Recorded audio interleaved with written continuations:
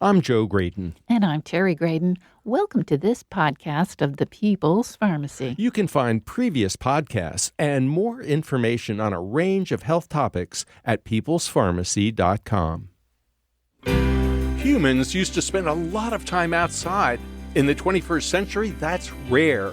Now, we spend 93% of our days indoors. This is the People's Pharmacy with Terry and Joe Graydon.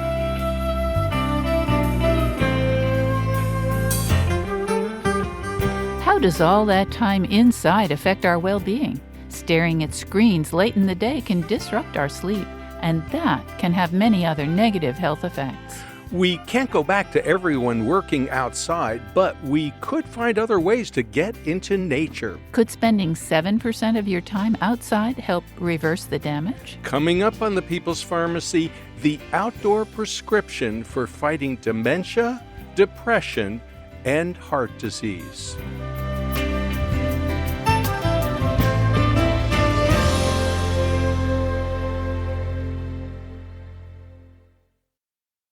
In the People's Pharmacy Health Headlines, getting vaccinated against shingles can also help protect older people from dementia. Earlier studies had taken advantage of natural experiments related to eligibility rules for the Zostavax vaccine. They had shown benefit from the vaccination. Now, scientists at Brown University have analyzed health records of nearly 500,000 older people being admitted to skilled nursing facilities.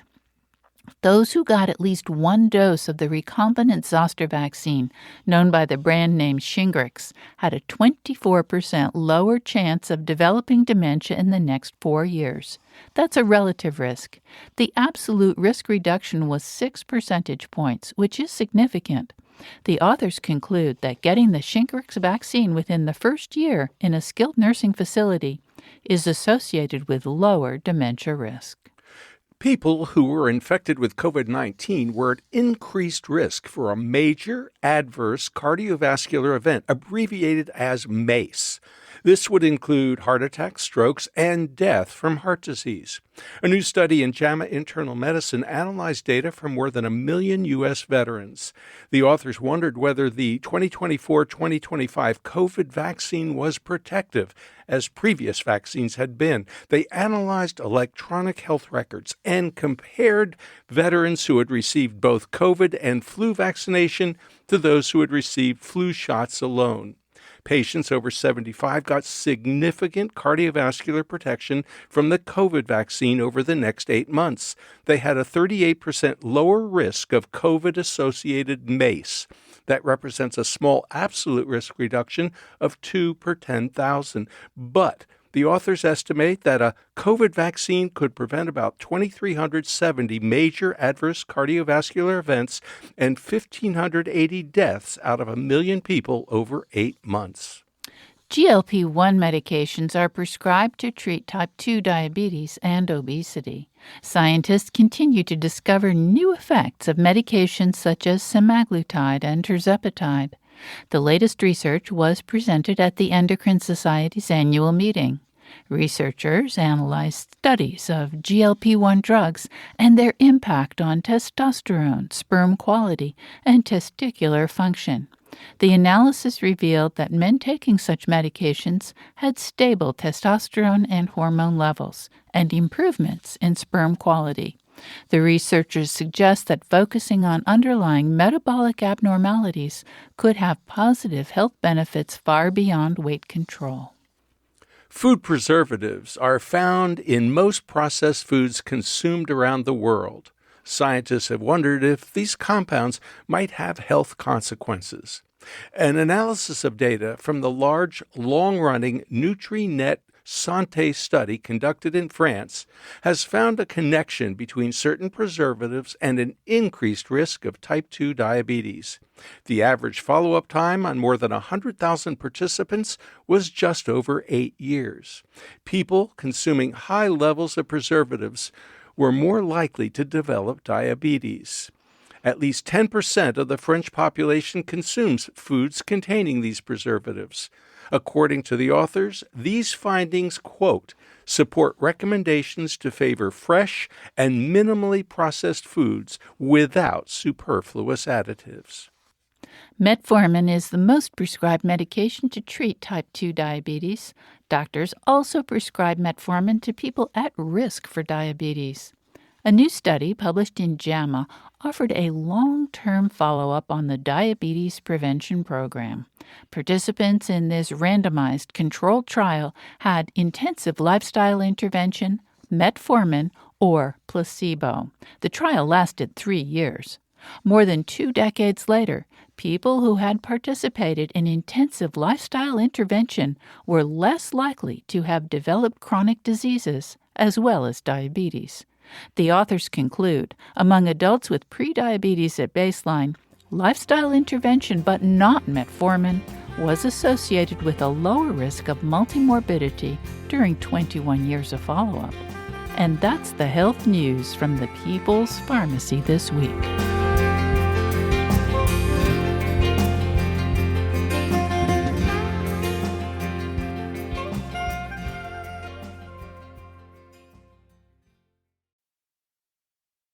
Welcome to the People's Pharmacy. I'm Terry Graydon. And I'm Joe Graydon. Our ancestors spent a good part of each day outside. That's because they often had to work outdoors. If they went anywhere away from home, they might have been walking or riding a horse. Today, we spend 93% of our time indoors. We go from our homes to our workplaces inside vehicles and get very little time outside. Even our exercise may be inside at the gym. What are we missing by spending so much time indoors? Are there health benefits to being in nature? To learn more about the health hazards of indoor living, we turn to Dr. John LaPuma. He's a board-certified internist, trained chef, and regenerative farmer who pioneered the culinary medicine movement.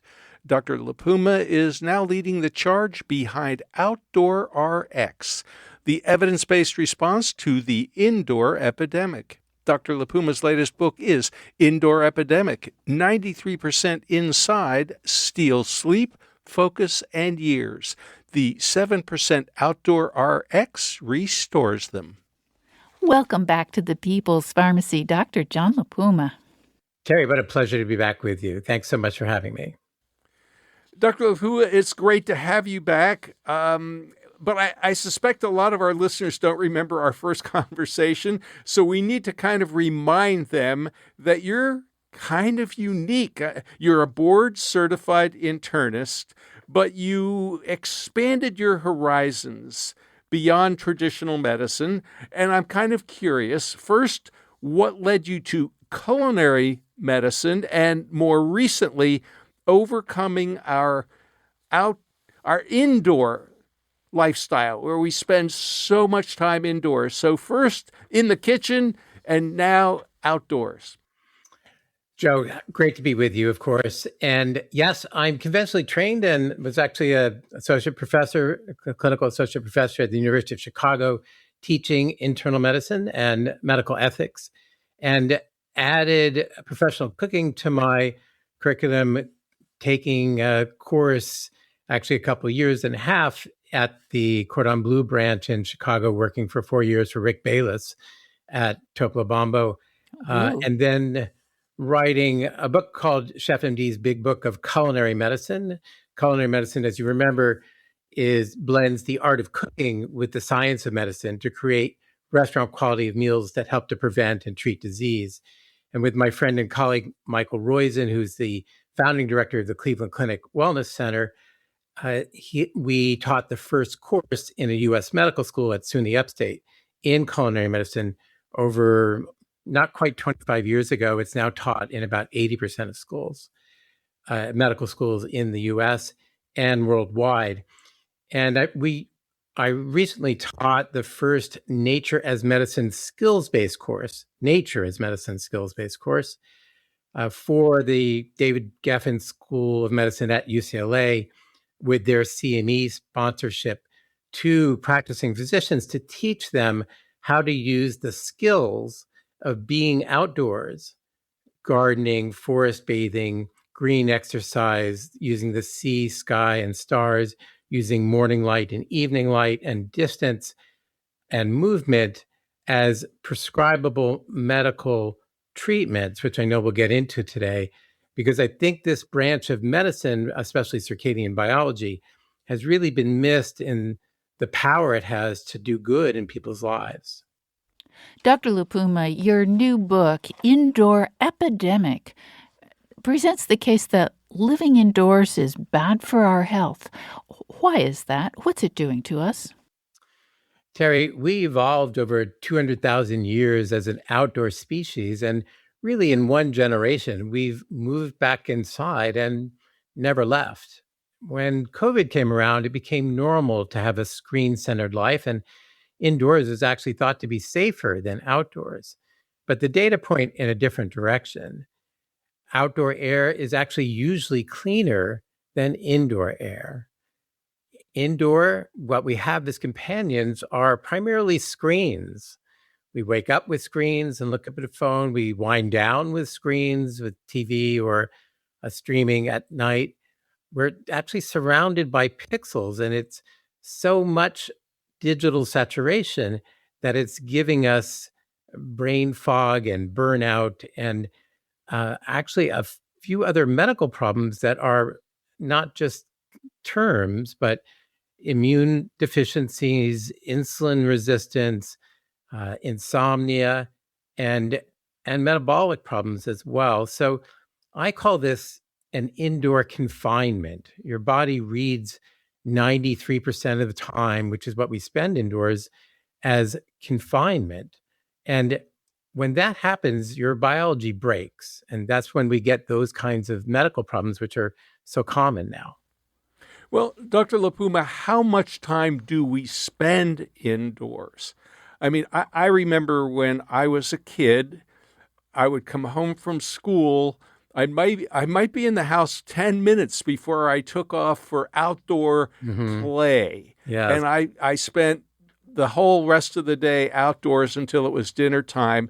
Now I suspect our kids spend a lot more time inside. Well, we know that because, Joe, you are an old guy. That's for sure. So how much time are we spending indoors, whether we're young or old? Joe, that when we were sent outside to play, don't come back until dinner. Right. But that's not how kids do it anymore. And it's not how parents do it anymore. And we spend 86% of our time in buildings, offices, homes, churches, and just 7% in vehicles. And of course, that's more if you spend more time in a commute. And only 7% of our time do we spend outdoors. And most of that time is what I call incidental. It's walking from parking lot to car to office, or down the street to the coffee shop in urban settings for the most part. Very little time is spent deliberately, intentionally in green or blue spaces that have trees and plants, or spaces that have water, whether running water or still water, like a pool or a lake or a pond. Um, and it's taken this kind of toll on our biology in a way that is measurable. You know, I have practiced internal medicine for 30 years, and people would walk in exhausted in a way that sleep wouldn't touch. They would feel wired at midnight and kind of brain foggy at 2:00, have to drink coffee to wake up and cover their exhaustion.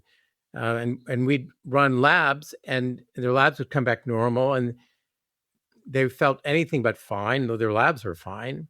And we never really asked the question. Doctors are not really trained to ask, where do you spend your time? And I think it's the least asked question in medicine that happens to be the most important one. Because if we spend 93% of our time indoors, it's basically captivity. Nobody chose that. Offices just happen to be offices, and homes just happen to be homes. And we're kind of afraid of who we might meet outside. And yet it's disrupting our biology because we're not taking advantage of the natural light and air and movement and distance that our biology actually needs to be set properly. About 50% of our genes, for example, run only well if they're set by our circadian clock, by our natural body clock rhythm, which many Americans don't set. Well, Dr. Lupuma, in Indoor Epidemic, you actually describe 7 separate activities that we should be doing or could be doing outdoors as antidotes to all that indoor time. I'm wondering if you would briefly run through what they are, and then we'll be able to get into each of them in greater detail. Well, of course. Let's start with morning light and using morning light. Um, Morning light happens to be the least appreciated and most powerful tool that almost everyone can use, and almost none of us are. If you get up and within an hour of waking and go outside, and if you aren't able to go outside, if you stand in a doorway or a threshold, or you open a window and look through the screen and you look for daylight, you automatically allow the light outside, the bright light outside, which, by the way, is 25 to 50 times brighter than the light inside, even though lights inside seem bright. I'm in a TV studio now. I know you guys are in a radio studio now. The light inside seems bright with all our LEDs, but it's actually the wavelengths are 25 to 50 times brighter outside. That bright light goes to the back of your retina, to the back of your eye, and then to the suprachiasmatic nucleus, which is a collection of neurons in the middle of your brain that sets your body clock, not just in your brain, but in all of your other organs for the day. And that does so many good things for you. It helps you get deep sleep that night. Many of us have trackers now, and I actually have a Fitbit here and a Whoop here because I'm interested in comparing them. I just got the Whoop. And you can actually track your restorative sleep, which you get primarily during deep sleep. That is, the deep sleep allows you to run your glymphatic system. And your glymphatic system is your brain cleaning system. But you only get this if you get deep sleep, and you only get adequate deep sleep if you get bright morning light for at least 10 minutes by looking at the sky, by looking at the birds or leaves or anything that attracts you. You can do things outside if you like. One of the chapters in the book I think that's the key, Dr. Lupuma. Do things outside. Go for a morning walk. Yeah. I can't think of a better way to start the day. We're going to take a brief break, but when we come back, I want to also talk about forest bathing and why the Japanese are so far ahead of us. So hang on to that thought. We'll be right back after this break. You're listening to Dr. John Lupuma, a leader of the culinary medicine movement. He's now focused on outdoor prescription. His latest book is Indoor Epidemic. After the break, we'll find out why outdoor light in the morning is crucial for sleeping well at night. Why is deep sleep so important? We'll also hear about the benefits of forest bathing. No water required.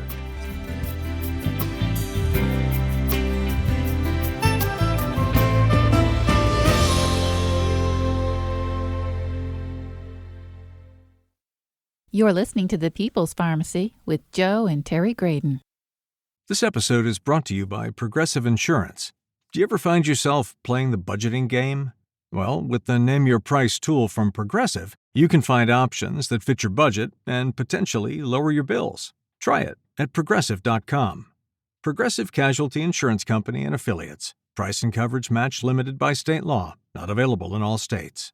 Hi, I'm Jake Grez, also known as Nurse Jake. As a travel nurse, I've worked in all kinds of places, different settings, cities, and climates. Every assignment brings on a new challenge, which is why I always bring my figs. These scrubs are built for whatever the job throws at you. They're breathable, flexible, and comfortable in any environment.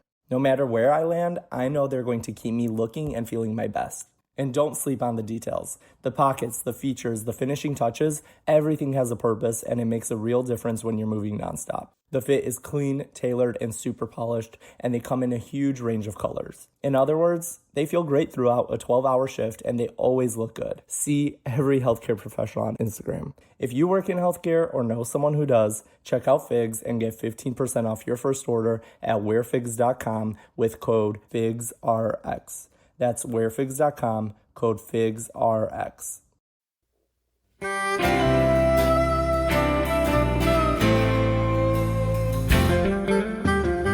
Welcome back to the People's Pharmacy. I'm Joe Graydon. And I'm Terry Graydon. The People's Pharmacy is brought to you in part by Sonu, an FDA-approved drug-free treatment for nasal congestion and runny nose.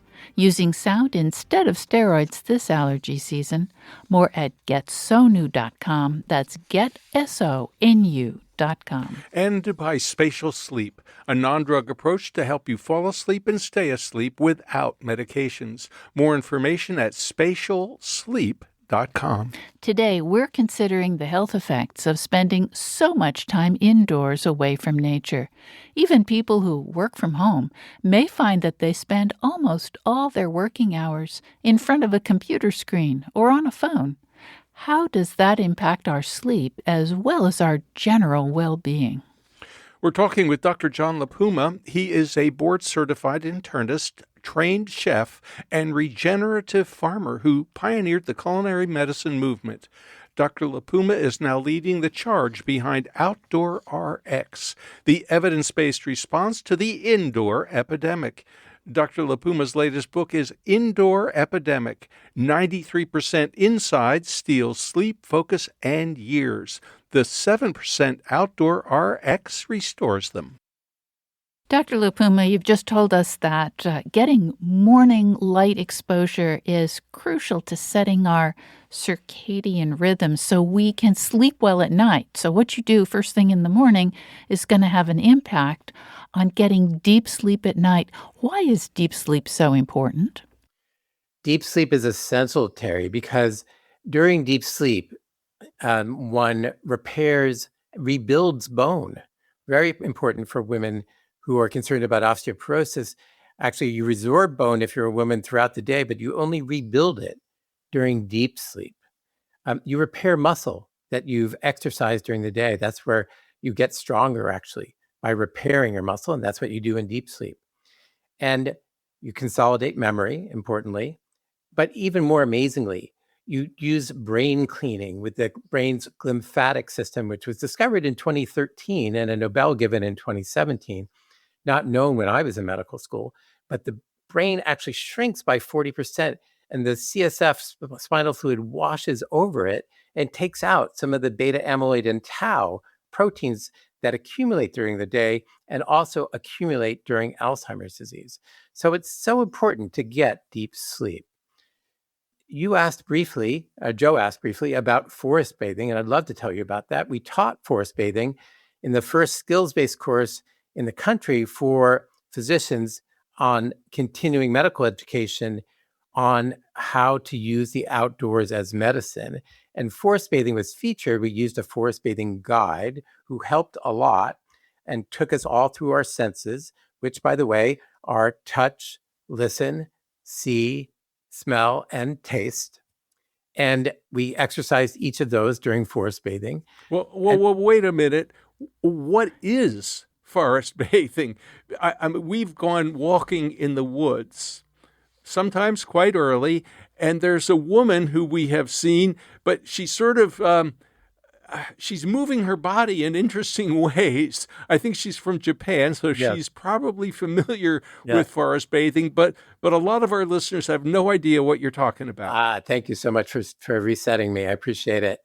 So forest bathing was first described in the early 1980s in Japan as a type of immersion among trees, in that essence, Japanese cypress trees, and by an endocrinologist named King Lee, who recorded the effects on the immune system of executives he took into the forest, as well as their blood pressure and pulse, and found that people who simply were immersed in the forest for 2 hours, not bathing. In fact, it really ought to be called neuroendocrine optimization, because it's not really about water at all. It's simply And you're not naked, right? not naked, unless you want to be, Joe. That's up to you. In public, it might be a little awkward. Different strokes for different folks. So Okay. you simply are in the forest and you're soaking up its atmosphere. But actually what you're soaking up and soaking in, to use the bathing metaphor further, are the phytoncides of the trees.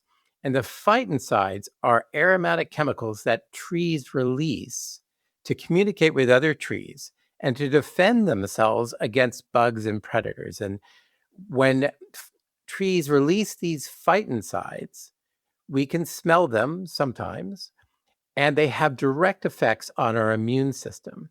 They improve our natural killer cell count, a kind of white blood cell that's a Navy SEAL white blood cell that goes out and gets cells that are infected with tumors and viruses in our bodies and kills them and seeks them out. And in the studies that King Lee did, he showed that 56% increase in that killer cell count occurred after just a 2-hour session of forest bathing, and that bump lasted a month.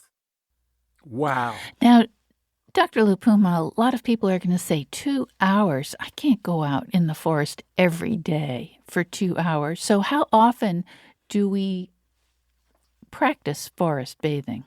Well, really, according to King Lee's study, all you need is once a month, because Okay. that activity lasts that long for your immune system. It also happens to lower your blood pressure measurably by 8 to 10%, which is significant. But That's as much as some drugs. that's right, as much as an initial dose of a beta blocker. Now, when we talk about forest bathing, I'm thinking about forests, and I'm thinking there are a lot of people in the world who don't have access to a forest. So maybe you'll tell us about Sarah, who was trapped in her little apartment in a city taking care of her mother. That's right. And she was, as many of us are, a caregiver. And caregivers are among the people who are seldom outside without responsibility, just like moms and many parents and grandparents for that matter. And so Sarah wasn't taking any time for herself outside. She was night and day taking care of her charge. And I encouraged her to do something really small in her courtyard, really small just for herself. And so she began to go out in the courtyard of her apartment complex, just when she could sneak away for 5 minutes and go cycle through her senses, which I just cycled through for you as well. And just having her device off, having the ring button off from her charge, made it so that she had some respite. And she wasn't digitally saturated like so many people who are burned out. By the way, they're often not really burned out. They're just indoors too much, probably overwhelmed by screens and pixels. And that's a solvable problem for many employers. But she was overwhelmed by her responsibilities. And so many of us are, who are caring for someone else. Just the permission, the actual prescription to Sarah to go outside, to cycle through her senses, to use her courtyard in a way that was new, made her feel like her world wasn't so small, that she wasn't actually confined, and that when she went back, she could focus better. She found that she liked doing this.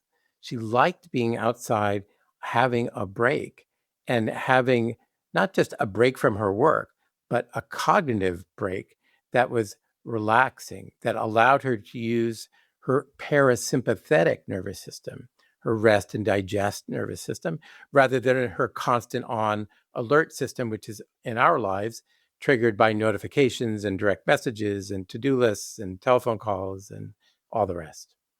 Sarah eventually, over 6 weeks, got better.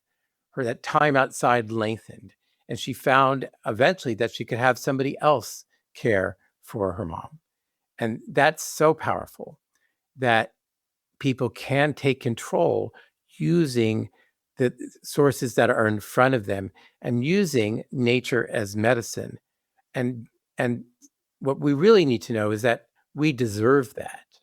Caregivers deserve that. Moms who are, again, outside, often not with any time except when they have responsibility, need to go when they don't have responsibility, so they can observe wind and leaves and birds and hear different soundtracks. It's a remarkable reset and powerful. One of the other things you mention as one of the 7 activities that are antidotes to all of our indoor time is going out with someone or connecting with other people. And I am very fortunate that the tennis courts that I like to play on are outside, surrounded by trees, and I like to hang out with the guys, and we socialize as well as play tennis, and it's better than when you're just by yourself. Tell us why it's so important to be outside with friends, family, or just somebody, a casual acquaintance. When people think of nature, they often think of the Grand Canyon, the Pacific Ocean, the Himalayas, Patagonia. They don't think of it as close as it is. In a city, it's often a pocket park. It can be a dandelion growing through the cracks. It can be the lettuce in your salad. It can be the wind ruffling your curtains. When you exercise outside, though, not only is there less perceived exertion, about 20% less perceived exertion than exactly the same indoor exercise, but also, as you say, you meet people. Nature is inherently social, and it's good for our longevity when we meet people.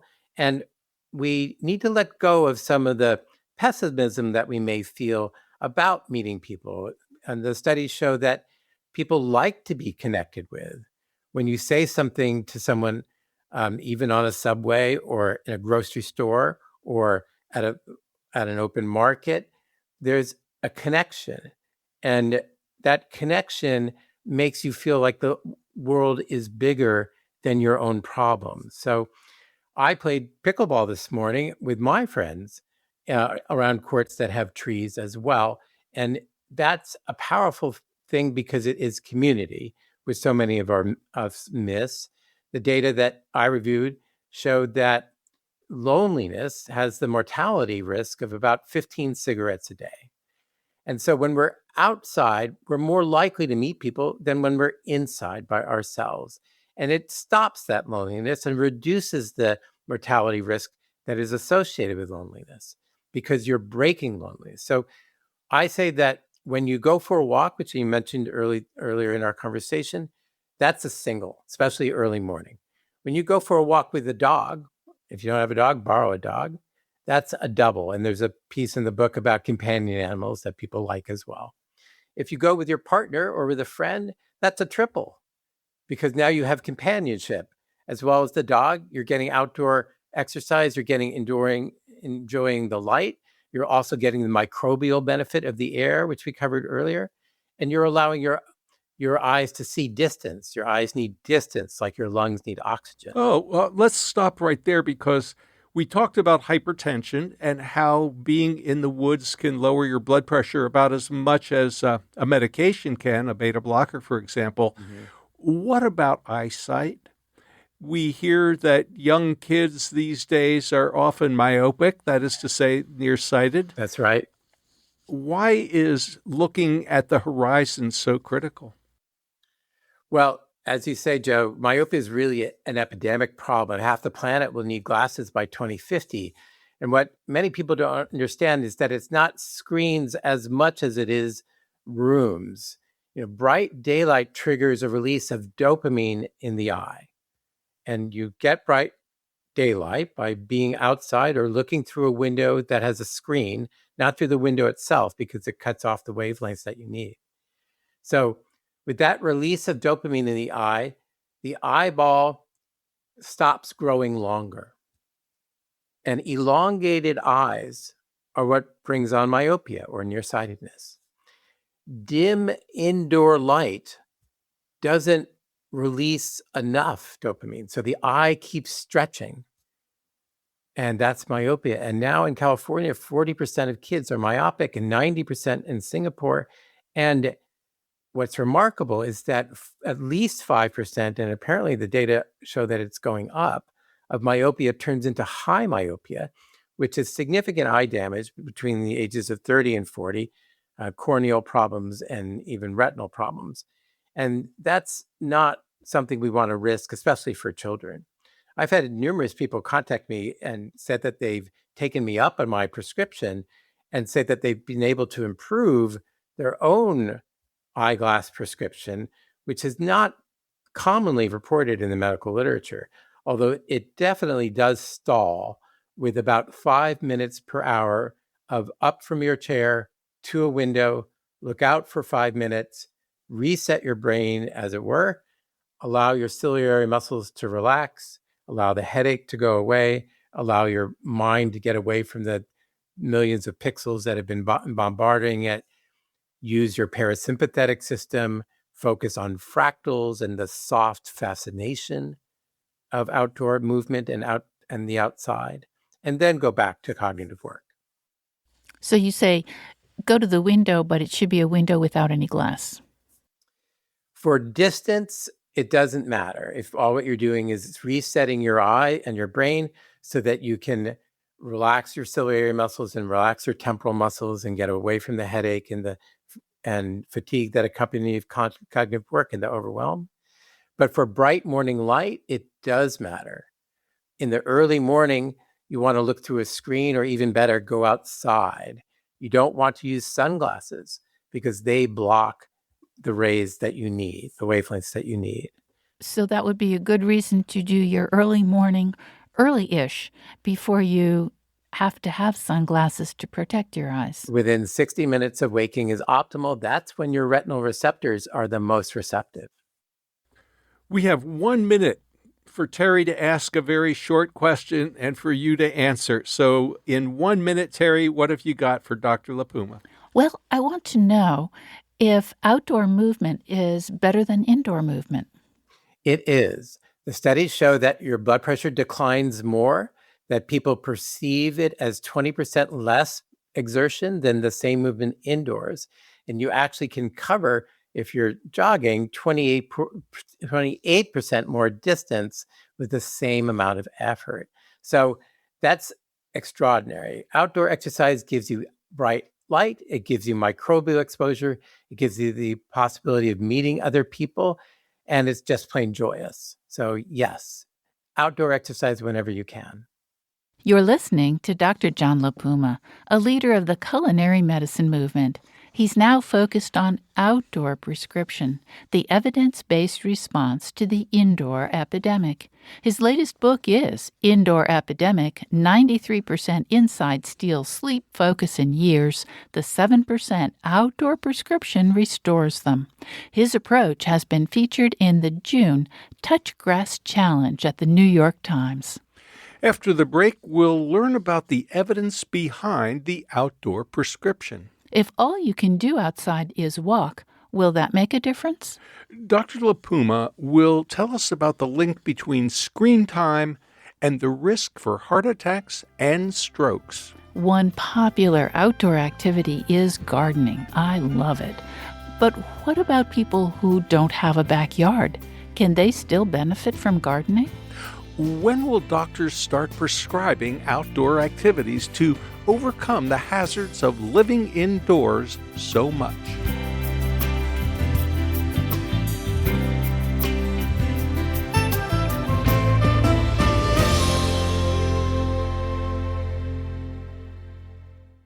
You're listening to The People's Pharmacy with Joe and Terry Graydon. This episode is brought to you by Progressive Insurance. Do you ever find yourself playing the budgeting game? Well, with the Name Your Price tool from Progressive, you can find options that fit your budget and potentially lower your bills. Try it at Progressive.com. Progressive Casualty Insurance Company and Affiliates. Price and coverage match limited by state law. Not available in all states.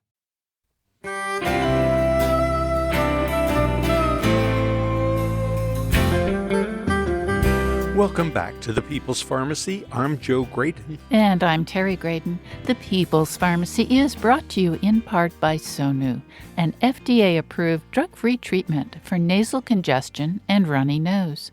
Using sound instead of steroids this allergy season. More at getsonu.com. That's getsonu.com. And by Spatial Sleep, a non-drug approach to help you fall asleep and stay asleep without medications. More information at spatialsleep.com. Doctors love evidence-based medicine. Unless a treatment has been tested in several double-blind, placebo-controlled, randomized clinical trials, it may very well be met with skepticism. But some treatments get raised eyebrows even if there is evidence to support them. We recently talked with Dr. Roger Schwelt about the healing properties of fresh air and sunshine for patients in the hospital. He related an amazing story about a teenager with cancer. His immune system was suppressed by chemotherapy. He developed a life-threatening fungal infection in his lungs. After removing one lung, the healthcare team realized that his other lung was also compromised, and he had only days to live. His last wish was to spend time outside. To the astonishment of his medical team, he didn't die. In fact, he began to recover. Well, this is a dramatic anecdote. There's scientific evidence, though, that sunlight and fresh air have important healing properties. To learn more about the scientific support for the outdoor prescription, we're talking with Dr. John LaPuma, a leader of the culinary medicine movement. He's now focused on Outdoor RX, the evidence-based response to the indoor epidemic. His latest book is Indoor Epidemic. 93% inside steals sleep, focus, and years. The 7% outdoor RX restores them. Dr. LaPuma, we'd love to have some evidence, some data from a study. And I understand there was a study that was done at Harvard and published in the BMJ that looked at 111,000 people. What did the researchers find, and how strong is the evidence? That particular study was published just last year, and it showed that different types of activity impact mortality, all-cause mortality differently. The activity that improves all-cause mortality most by 17% is walking, which is powerful because it's so easy to walk for most people, able-bodied people, and because the gym is not the be-all and end-all. In fact, you need to combine two activities or more to get to the optimal 19% reduction in all-cause mortality. So walking plus the gym, or soccer or tennis or pickleball or swimming or any other fitness activity that you enjoy improves all-cause mortality significantly. I reviewed over 2,000 studies for this book, and what I found was that there was a remarkable amount of data that simply hadn't been assembled before. It starts really in 1984 with a landscape architect who did a study in Pennsylvania on gallbladder patients, and in a piece that was published in Science magazine, has been cited over 6,000 times, who showed that patients on one side of the hall who had a window view of greenery, who had the same gallbladder operation, as you remember, used to have to be in the hospital for a gallbladder operation, had a 22% less opiate medication, went home from the hospital almost a full day earlier, and had a better hospital stay, according to the nurses, versus the people on the other side of the hall that had a window view of a brick wall. This one study changed hospital architecture. Recently, it's been shown that bright light, this is published in JAMA just late last year, bright light between 12:30 in the morning and 6 in the morning, the people who get the most bright light, usually from screens, 40% of us go to sleep with a TV on or a lamp on, had increases risk for heart attack by 50% and stroke by 30% and heart failure and AFib by close to 30% as well. That one factor of bright artificial light in the middle of what should be our sleep cycle disrupts our circadian rhythm so much that our heart and our vascular system react to it by malfunctioning.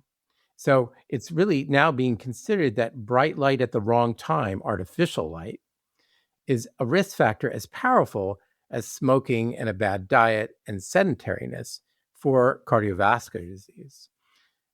Speaking of bright light, 1 hour of bright morning light, daylight, and as you know, daytime before screen time, 1 hour of bright light improved depression in a randomized controlled trial about as well as an initial dose of Prozac. Those data were published by Lamb in 2016, also in JAMA Psychiatry, I think.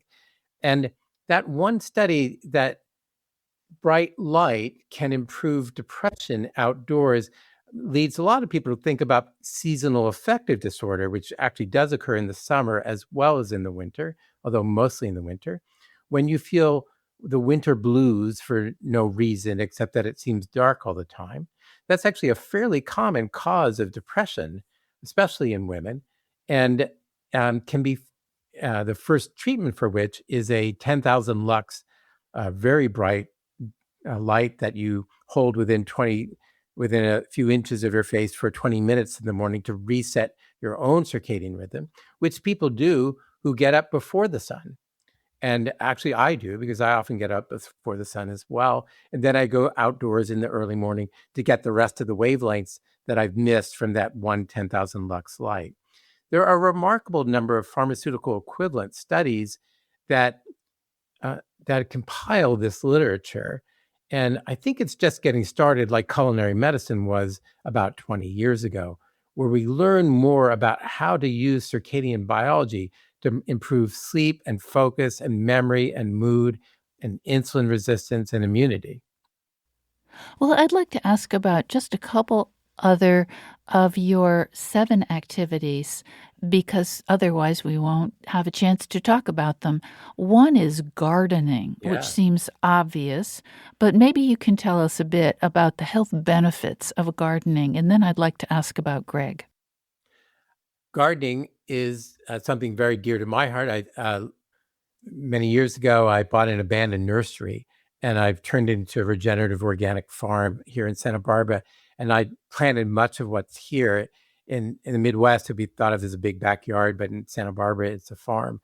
And so gardening has some of the best literature for benefits. About 71 million of us think of ourselves as gardeners. The data show that lifelong gardeners have 37% less dementia than non-gardeners.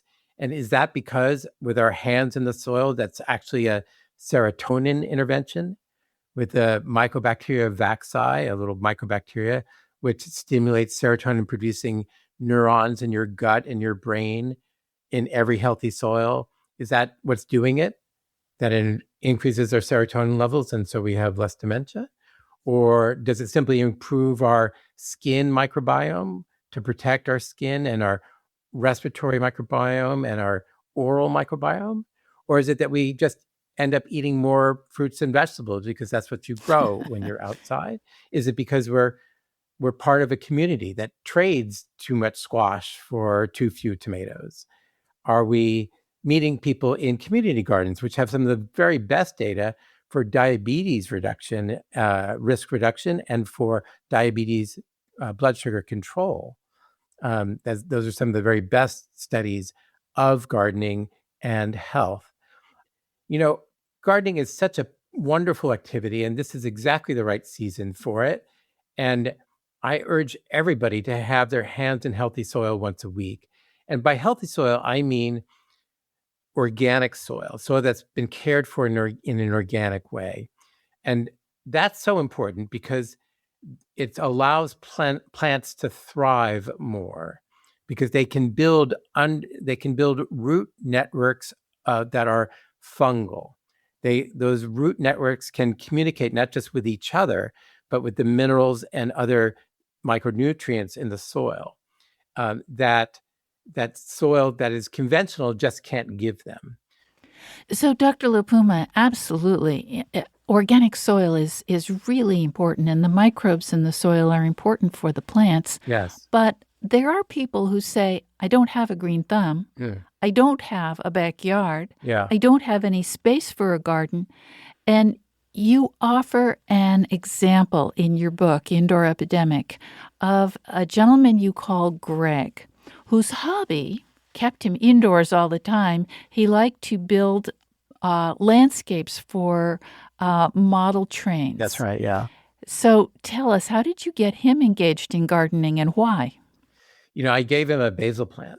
And that was a little adventurous because basil, even though it comes easily as a seedling, I probably should have given him mint or something else that's even easier to grow, but I had the basil. And it's kind of magical to grow something that you eat. And it was something we've lost as a species, I think, many of us anyway. And for Greg, it was life-changing because he was afraid he was going to kill it. In fact, many people feel that way about plants. And believe me, Terry, I've killed hundreds of plants, maybe more than that. When I lived in Chicago, I didn't have outdoor space either. And many people don't. But all he needed was a pot. All you need is a pot. And if you have a houseplant, that's a threshold drug as far as I'm concerned. That's halfway there. Eventually, Greg found that he liked nurturing this basil plant so much that he got another, and then built outdoor space. He found the same kind of systemization in it that he found with model trains. And I found that with patients repeatedly, that if you find their strength, if you find what they're really good at, then you can simply ask them to apply what they're really good at something that stretches them a little bit, but is good for them, like in this case, gardening. I also created this, which I don't sell. I give it away at talks I give. These are coasters, which happen to have basil, parsley, and chive seeds in it. You can use it for beer or wine, or you can put it in a 4-inch or 5-inch pot with good organic potting soil, cover it with another 1/2 inch, and then water it. And you get, and this is something you can't overwater pretty much until the seedlings come up. And you get basil, parsley, and chives that you can eat. And this solves a lot of problems for people who would otherwise kill plants because the seeds are already there. They already have a medium. They have something below them that will nurture them, and they have you on top of them to watch and be fascinated by them. So start with simple seeds, a coaster of seeds. Start with a seedling. Trader Joe's sell them. Big box nurseries sell them. If you kill plants, no, that's just part of the process, and you can try another.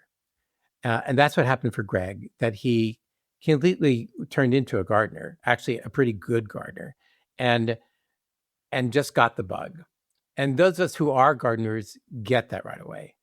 Once you have it and you see something that you nurtured, that you created, that you helped to bring along, it serves as not just a demonstration of your ability to share life and passion, but your ability to share other things with other people. It's a great teacher for kids. It's a great involvement with kids. When we do tours here at my farm, I will never forget this 14-year-old. I have a wine barrel, pots, half wine barrel. I was growing broccoli in it, and I snapped off a piece and gave it to a 14-year-old. And she said, "It's sweet." Like she'd never had broccoli before, and she hadn't had that kind of broccoli before. And then all the other kids clamored around and said, "Give me some of that," which was awesome because then you get people with curiosity, with creativity, with wanting to share what they know. And the fact that it's getting their hands in the dirt, that they're making serotonin, that they're getting bright outdoor light, they're socializing with other people, that they're getting vegetables that they'll eat later. I mean, this is just, you couldn't ask for a more perfect activity for solving the indoor epidemic. It's not just daylight before screen time. It's hands in the dirt once a week and happiness. Dr. Lupuma, do you really prescribe exercise to your patients? And if you do they take that prescription? Oh, Terry, absolutely. And actually, exercise physiologists have been doing this forever. Yes, exercise as a prescription, actually, nature as a prescription, really goes by the same rules as other prescriptions. It's how much time, what time of day, and where. The simplistic idea is just go outside and exercise. But that's like telling somebody just diet and lose weight because Right. there's Not no too helpful. right. So you have to find an exercise that people really like. And I always start with walking because it's available to most people. And if there's a dog involved, a dog you own or someone else's dog, so much the better because they need to walk. And what people don't often know is that they need to too, and the dog really helps them do that. So I always start there. And then I often ask, what what kind of activity did you like in high school or junior high? What were you good at? Gymnastics, tennis, soccer, volleyball, what did you like? And that gives me a clue about what might be next because there are almost always organized classes available. And for adults, there are friends or a buddy that help keep the faith for walking or might keep the faith for going to a class. The YMCA is a great resource. There are lots of those possibilities, but start easy, get small wins, and build on that. Dr. LaPuma, a lot of what you're talking about is how people lived 100 years ago, or 200 years ago, or even 500 years ago. But, my grandpa, he worked in New York City, but he had a farm in Pennsylvania, and he loved going out to the farm, and that's where the family was raised.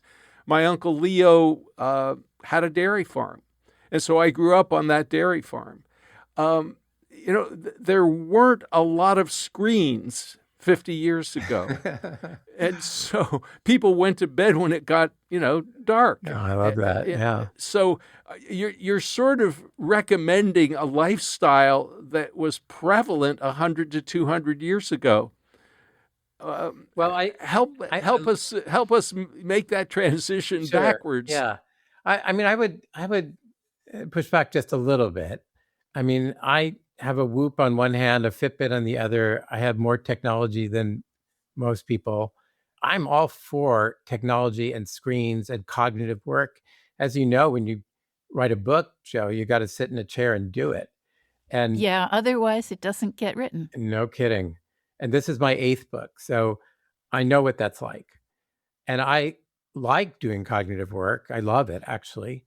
But it can't be the only work that we do.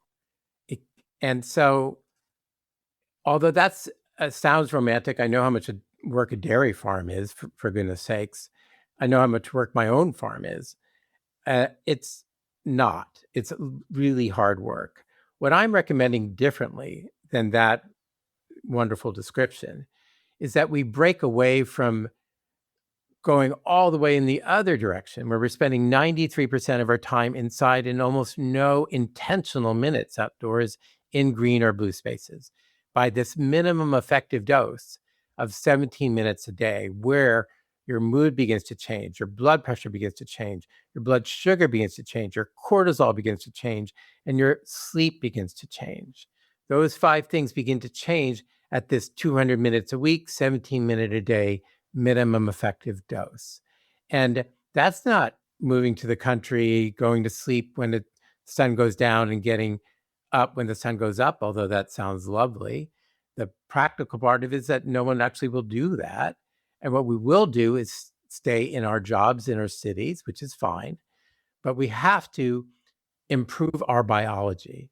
We have to improve our isolation problems. We have to improve our widespread burnout. So many people have just no energy at all for anything. And it's, in my opinion, because they're A, overwhelmed by the screens and pixels, B, their circadian rhythm is broken. They're not getting any intentional outdoor time. And C, there are toxins for some people indoors from the off-gassing of carpets and paints and furniture and mites and molds and dust that many people are sensitive to as sort of canaries in the coal mine. That kind of triple whammy has suppressed energy in people and suppressed metabolism in people too, and made it so that sedentariness seems the norm. But we can fight that with just this minimum effective dose of 17 minutes a day. As I said, in the morning, you could watch the sunset. That's good for you. It helps lower your body temperature, tell your body you're going to go to sleep that night. It's the only light, sunset, that doesn't suppress melatonin. These are important things to do, but I'm not advocating going back 100 years. I like being right now. I am advocating, let's make right now better in our sleep, our focus, our mood, our memory, our blood pressure. Dr. Lupuma, I wonder if you'd share your gold standard protocol for bedtime. I like an hour before bed getting off a device. If you do that, you won't get 80% of your melatonin suppressed by bright light. Almost everybody goes to sleep with a screen. And as I said, 40% of us go to sleep with a lamp or a screen on. But many of us power down with the screen by watching a laptop or any other kind of device, your phone, a tablet. And that bright light tells your brain that you're still awake. And basically, if your phone is in your hand, your brain thinks you're still working. So an hour before bed, no screens. Do something analog. There are lots of different suggestions I'd make. The analog suggestions are write in a journal, light a candle, take a bath, take a warm shower that actually helps you go to sleep better than a cold shower because your skin cools off and then you get cool, which is a better sleep temperature to sleep in, as a dark environment is as well. Simply writing is actually a neurological symphony, much better than tapping and much more engaged with your brain, which is good because you're engaging your brain in a different way than screens engage your brain. So my protocol is no devices within an hour, take a bath or a shower, light a candle, write in a journal. And if you have a partner, talk to them about their day, preferably without their device and your device, because that kind of conversation often doesn't happen without devices. And what you're getting ready to do is power down so that you can get restorative sleep, both deep sleep and REM sleep, which is when you dream, of course. And that's what you need to put an end to the day. So, Dr. Lupuma, you are a board-certified internist. You've taught internal medicine. How do we, as a society, get other health professionals interested in your work, indoor epidemic, and how do we get other health professionals prescribing outdoor activities the way you do and paying attention to food? Because let's face it, as a chef, you've also been very focused on the value of having a really great, healthy diet. So we just have 2 minutes left. Give us a summary of your colleagues and then one thing that some of our listeners could do this week to change their outlook and their relationship to the outdoors. So my colleagues in medicine have always been skeptical of the kinds of ideas I have. But when we show the data of how it affects heart disease, diabetes, loneliness, mood, memory, and sleep, they start to pay attention. So I think the answer is in better studies that are more practical and show exactly what the results are of specific interventions. And those are ongoing. I reviewed over 2,000 studies for the book. So they are there. They simply need to be compiled in a way that moves forward. And forest bathing is already offered to Harvard medical residents. We taught this first UCLA CME course last year. It's coming. And physicians will respond if we give them the data to show its benefits. And already that's happening. And the one thing that our listeners could do this coming week to change their relationship? Know that the minimum effective dose of outdoors is 17 minutes. Start with morning light, have an outside meeting or outside lunch. Don't wear sunglasses and not through glass. Light first, coffee second. Daytime before screen time. Dr. John LaPuma, thank you so much for talking with us on the People's Pharmacy today. My pleasure, Terry and Joe. Thank you for having me. You've been listening to Dr. John LaPuma, a board-certified internist, trained chef, and regenerative farmer who pioneered the culinary medicine movement. Dr. LaPuma is now leading the charge behind Outdoor Prescription, the evidence-based response to the indoor epidemic. Dr. LaPuma's latest book is Indoor Epidemic, 93% Inside Steal Sleep, Focus, and Years. The 7% Outdoor RX restores them. Lynn Siegel produced today's show. Al Wodarski engineered. Dave Graydon edits our interviews. B.J. Liederman composed our theme music. This show is a co-production of North Carolina Public Radio, WUNC, with the People's Pharmacy. Today's show is number 1478. You can find it online at peoplespharmacy.com. That's where you can share your comments about this episode. You can also reach us through email, radio@peoplespharmacy.com. This week, we talk more about how Dr. LaPuma prescribes outdoor time for his patients. If we think back 50 years, there were fewer screens, and the ones that existed were less alluring. Are we turning back the clock? We'll also hear about Dr. LaPuma's gold standard protocol for bedtime. Our interviews are available through your favorite podcast provider. You'll find the podcast on our website on Monday morning. At peoplespharmacy.com, you could sign up for our free online newsletter to get the latest news about important health stories.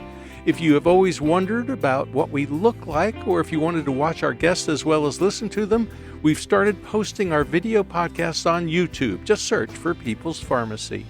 In Durham, North Carolina, I'm Joe Graydon. And I'm Terry Graydon. Thank you for listening. Please join us again next week.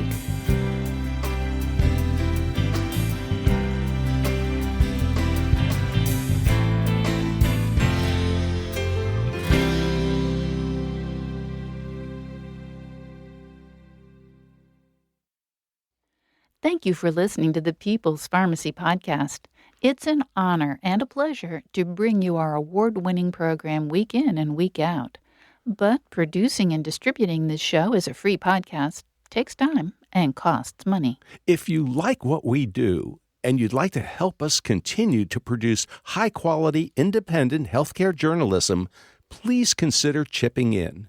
All you have to do is go to peoplespharmacy.com/donate. Whether it's just one time or a monthly donation, you can be part of the team that makes this show possible. Thank you for your continued loyalty and support. We couldn't make our show without you.